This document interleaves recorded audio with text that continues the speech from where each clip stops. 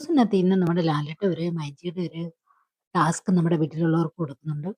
അപ്പം മൈജിയില് എന്തോ ഒരു പ്രൊഡക്റ്റ് ആണ്. കുറെ ബലൂണുകൾ അവിടെ വെച്ചിട്ടുണ്ട്. ആ ബലൂണുകളിൽ ചവിട്ടി പൊട്ടിക്കണം. അപ്പൊ അതിനകത്ത് ഒരു കൂപ്പൺ ഉണ്ട്. ആ കൂപ്പൺ കിട്ടുന്ന വ്യക്തിക്ക് മൈജിയുടെ ഒരു പ്രൊഡക്റ്റ് സമ്മാനമായിട്ട് ലഭിക്കും.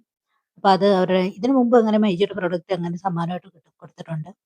അത് എടുക്കുന്നത് അവരുടെ വീട്ടിലെത്തിക്കുന്നതായിരിക്കും മൈജി. അങ്ങനെ നമ്മുടെ ബിഗ് ബോസ് എന്ന കടമ്പ തീരാൻ പോവുകയാണ്. അടുത്ത ഒരാഴ്ചയും കൂടെ ഉള്ളൂ ബിഗ് ബോസ്. ഒരുപക്ഷെ അടുത്ത ആഴ്ച നമ്മുടെ പഴയ മത്സരാർത്ഥികളെല്ലാം വരുന്ന ടാസ്കുകളായിരിക്കും നടക്കാൻ പോകുന്നത്. അവര് വീട്ടിൽ വരികയും അപ്പോൾ പുറത്തുനിന്നുള്ള കാര്യങ്ങളൊക്കെ ഒരുവിധമൊക്കെ അപ്പോഴത്തേക്ക് ആൾക്കാർ അറിയാൻ തുടങ്ങും. പിന്നെ ഈ ആഴ്ചയില് അവരെ ട്രാവൽ ഉണ്ടല്ലോ. ഈ ഒരു 100 ദിവസം അവര് സഞ്ചരിച്ച യാത്രകളെ കുറിച്ചുള്ള ഒരു എക്സ്പ്ലനേഷൻ ഒക്കെ, അത് മാത്രമല്ല ഫോട്ടോസൊക്കെ കാണിക്കുന്നത്, അവരുടെ വീഡിയോസുകളൊക്കെ കാണിക്കുന്നതായിരിക്കും ഈ ആഴ്ച ഇനിയിപ്പോൾ നടക്കാൻ പോകുന്നത്.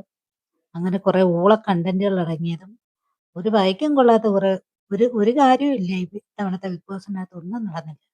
അങ്ങനെയുള്ള ഒരു ബിഗ് ബോസ് ഇവിടെ അവസാനിക്കുകയാണ്. ഇനി അടുത്ത വർഷം വരെ അടുത്ത ബിഗ് ബോസിന് വേണ്ടി വെയിറ്റ് ചെയ്തിരിക്കണം. പിന്നെ 3 മാസമാണ് ഇതിന്റെ പിന്നാലെ നടന്ന് ലൈവും കണ്ടുകൊണ്ട് നടന്നത്. എന്തായാലും അവർ കടമ്പ ഇവിടെ അവസാനിക്കുന്നു. അപ്പൊ അടുത്ത വർഷത്തെ ബിഗ് ബോസ് ഇതിനേക്കാൾ നല്ല മത്സരാർത്ഥികളെ കൊണ്ടുവരട്ടെ എന്ന് പ്രതീക്ഷിക്കുന്നു. അതുമാത്രമല്ല നല്ലതായ രീതിയിൽ ഗെയിമുകൾ കളിക്കുന്നതും നല്ല കണ്ടന്റ് ഒക്കെ കിട്ടട്ടെ. നമുക്ക് എടുത്തു പറയത്തക്ക രീതിയിലുള്ള കണ്ടന്റുകളൊന്നും ഈ വർഷം ഇല്ലായിരുന്നു.